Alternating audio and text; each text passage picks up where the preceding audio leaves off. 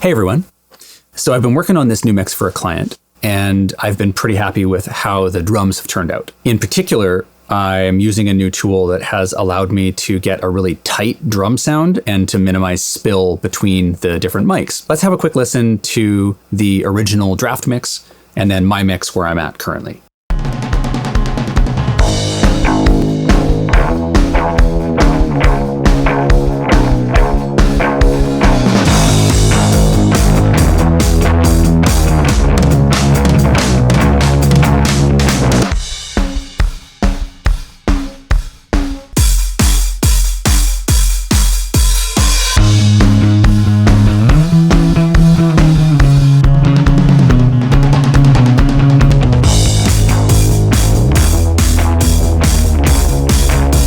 One of the instrumental tools in my process is Sonible's new plugin, SmartGate. And in this video, I want to walk you through exactly how I'm using that plugin in my drum mixing process. Let's hop into the session.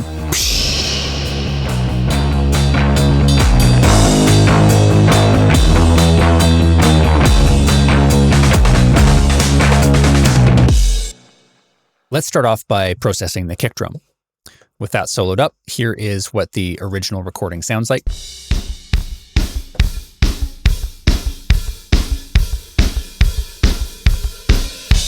So it's pretty spilly. We can hear lots of the other drum activity in the mics, and the kick drum itself has this kind of like the thump thing going on in the back. You can actually see it if you scroll in the waveform of the drum, and I'm not a huge fan of that. So let's go ahead and throw SmartGate on there. Got it instantiated. It's a fresh instance. Okay, so we're seeing it function like a regular gate. And the issue I have with regular traditional gates is setting the threshold is extremely fussy and precious. Because it works only on amplitude, peak level, then setting a threshold level that works for your entire performance is very difficult, if not sometimes impossible. It's an exercise in frustration usually, because invariably what happens is you set it for the average level where the transient of the drum is going to exceed the threshold, open the gate, and then some random snare hit or tom hit or cymbal crash is going to come in and it's going to trigger and open the gate and spill things through that you don't want through. So the beautiful part about SmartGate is that it has the ability to detect different types of actual sounds, including drum kit pieces. So if we go up to this area, this is the sweet spot. You click down, you can see we have profiles for a whole bunch of very useful things, including a kick drum. We click that, it's going to analyze it quickly. What it does now is it changes this middle section of the display to a green trace. And what that's doing now is it's detecting just kick drum. So we can now very clearly see the issue I was talking about with the kick drum, where there's that little double thump that's happening. And this allows me to target in and set the threshold so it excludes that. So now we're hearing just kick. We're not hearing that the thud kind of thing happening. Really nice, right? And we're not getting spill from the other drums. So this is great. Let me walk you through how I would tweak some of these other parameters, and I'm going to also show you what some of the new parameters that you may not have seen before are, because they're fairly unique to SmartGate. First, a little tour of the interface.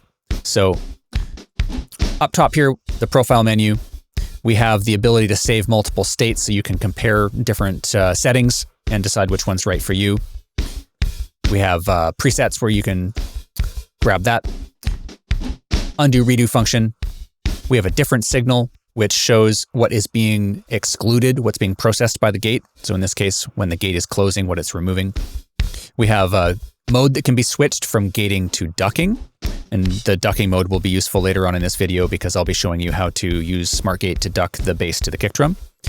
Detection, we can have the detection be mid, mono, or sides. That's cool. And then we have the ability to route an external sidechain and have it read based on that. Again, that'll be useful later in the video when we duck the bass to the kick. Now we go down here, and these parameters are very useful for fine tuning. Attack, you'd normally expect to see that. I'm going to have it be 0.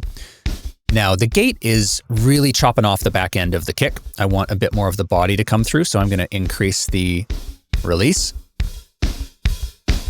There we go. We can change that threshold again.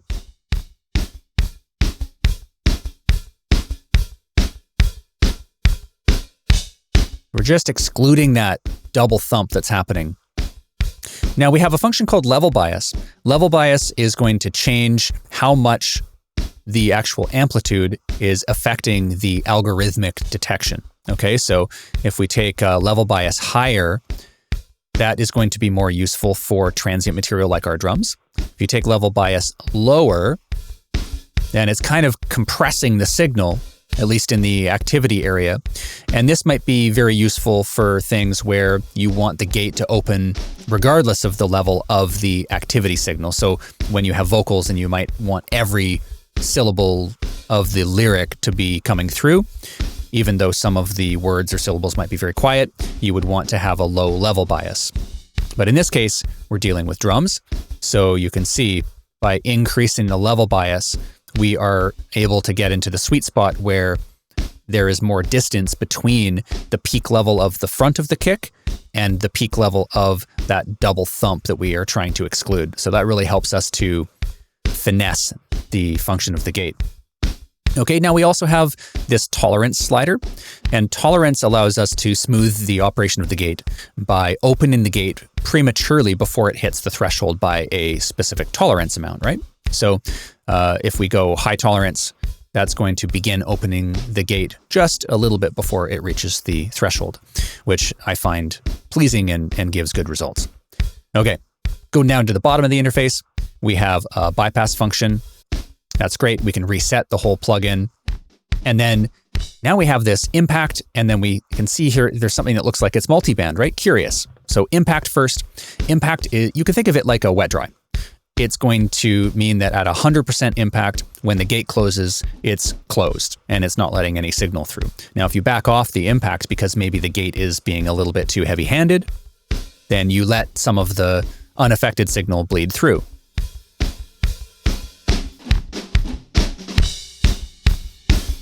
If you take impact all the way to 0, then the function of the gate ceases and all of the dry signal is bleeding through all the time.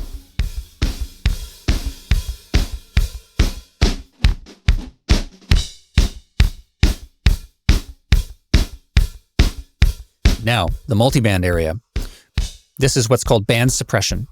And what it does is you see a standard kind of multiband UI where you can drag the crossover frequencies like so. But then you have these vertical sliders for the amount of band suppression.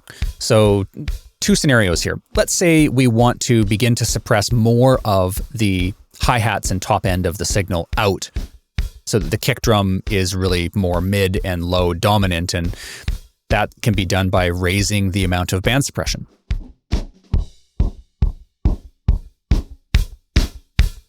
Now, the other thing that it can be useful for is, in this case with the kick drum, I don't want the low end, the body where the kick drum is really dominant in the frequency spectrum, to be as heavily gated as the rest of the frequency spectrum. So I can decrease the amount of band suppression in the low end. We can turn that on or off. We can solo that band to listen to it.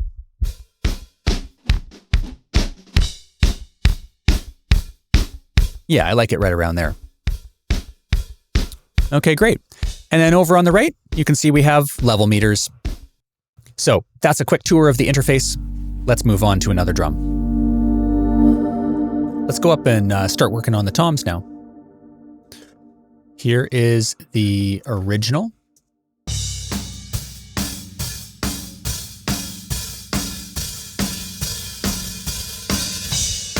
Sweet. So let's turn Smart Gate on. This is where it sits by default. And first thing, we're just going to go in and we're going to choose the tom profile. Let it analyze that.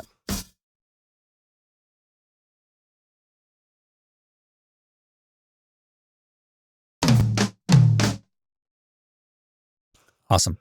So let's go ahead and play with the threshold.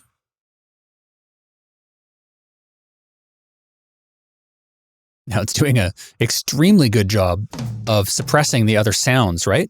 Because the toms really only come in towards the end. Let's go ahead and bypass. Now it's all hats and snare, right? Cool. So let's go ahead and just loop up that bar where the toms are really happening.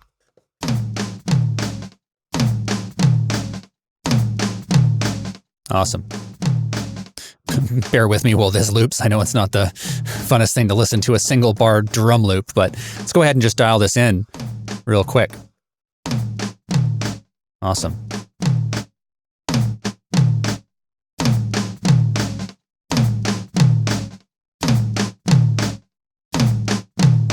There we go. Add a bit of release.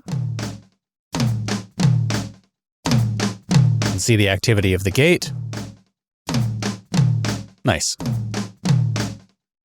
I'm liking that for the toms. Pretty simple. Okay. Let's let that continue. Take this off solo.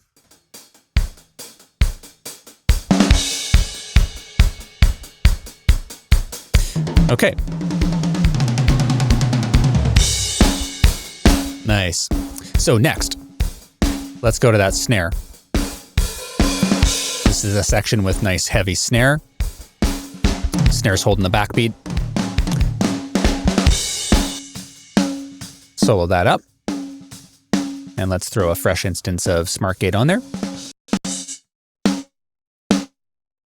Again, when no profile is chosen, or if you go to the no target, then the activity monitor area goes white and the gate is functioning like a normal level-dependent gate, right? So you can use it like that. But let's go ahead and choose our profile. So we're going to go snare. It's going to analyze the signal. There we go. And it's very accurately finding the snare. Going to have our level bias dialed in.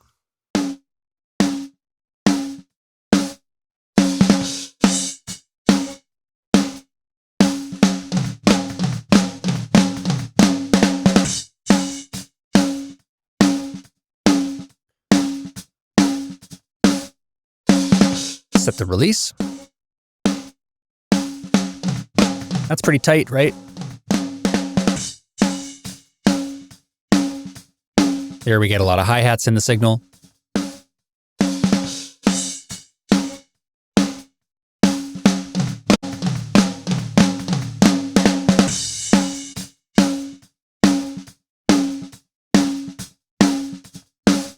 Nice.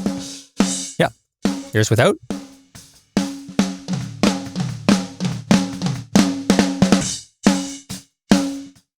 Awesome. There's our snare. Okay, so let's move on. Let's pop up to our hi-hat.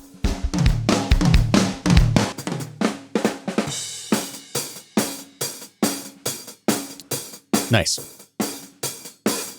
Let's go ahead and throw a fresh instance of Smart Gate on there. We'll choose the target hi-hat. Let it analyze the signal.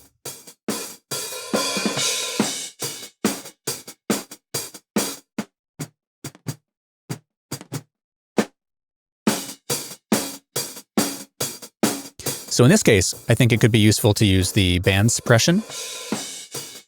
So we can have it be suppressing much more of the very bottom of the band.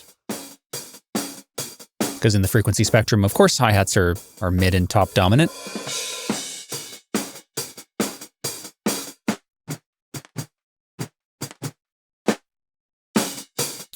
We can control the amount of impact, let a little bit of the signal bleed through, even when the gate is in its closed state.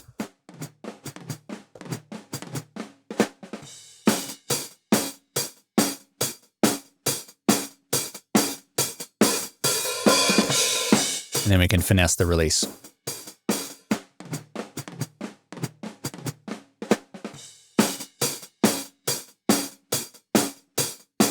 Nice. Okay, let's listen to the drums all together.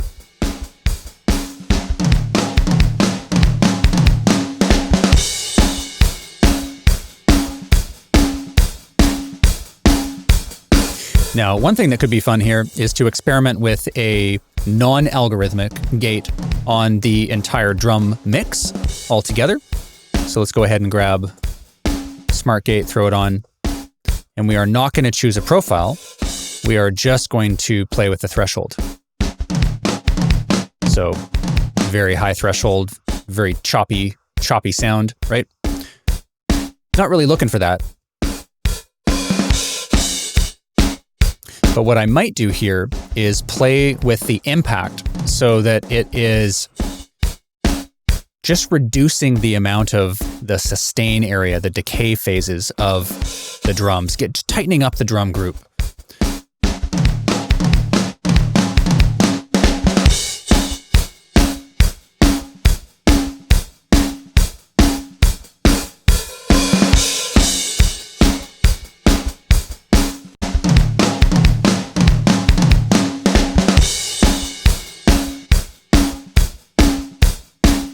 Yeah, and you can really fine-tune these parameters to get the sound that you want, right?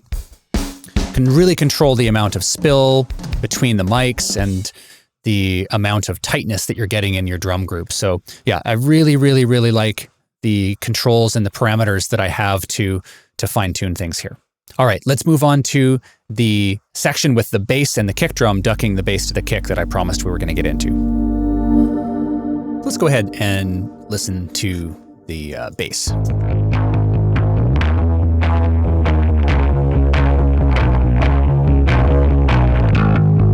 It's a really aggressive, heavily distorted bass played by the artist Will Henshall himself. He's a fantastic bass player, and we were going for a really heavy and aggressive vibe with this one, hence the amount of saturation on the bass. Yeah, let's listen to that in the mix with the drums.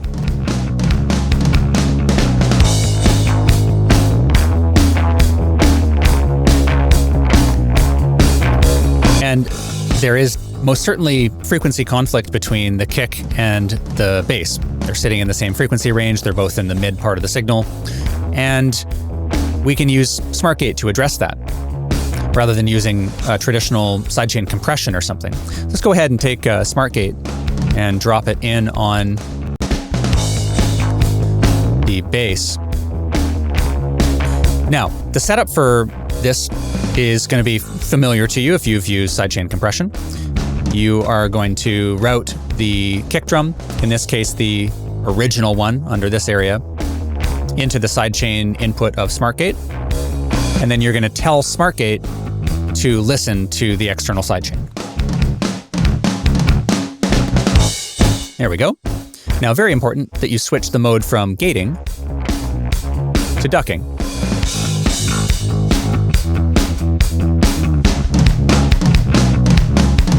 And then we can choose the detection algorithm for kick.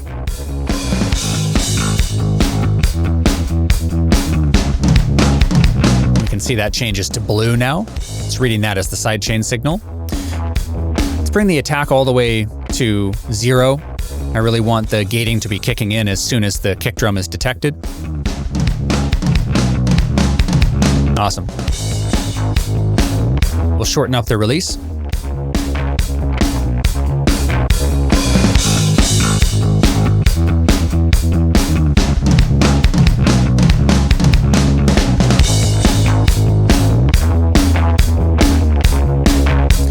It can be useful here to listen to the different signal.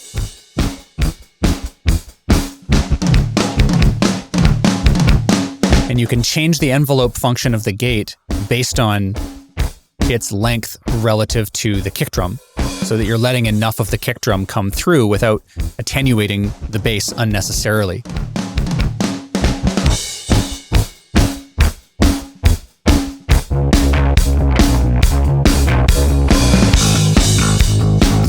Now, this is where the band suppression can come in really handy.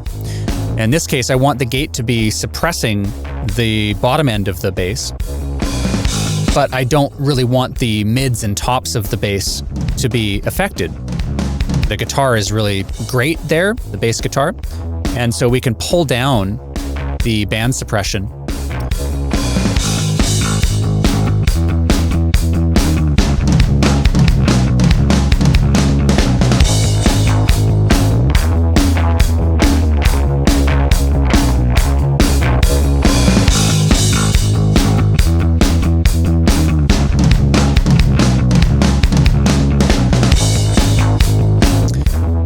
Then we can fine tune the amount to get it to sound a little bit more natural by changing the impact.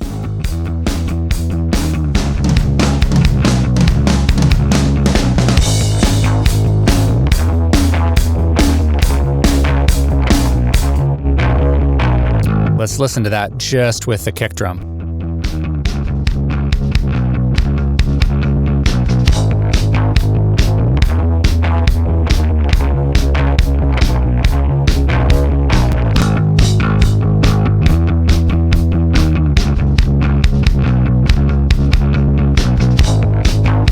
Nice.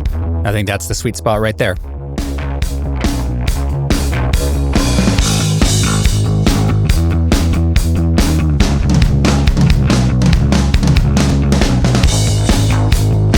Awesome. And then, with all the other drum mixing, we eventually took the whole track to this point.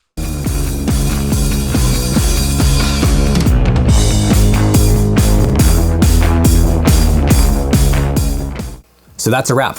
I hope you got a lot of value out of that one. And if you want to check out the SmartGate plugin from Sonible, I will drop a link to it below the video. If you're feeling inspired to keep learning about how to better engineer your music, I will also drop a link to our full playlist where you'll find over 60 free videos on mixing and mastering. You can hop into whichever topic draws you in the most and keep learning. Right on. Well, thanks for watching, and I will catch you on the next one. Happy music making. Take care.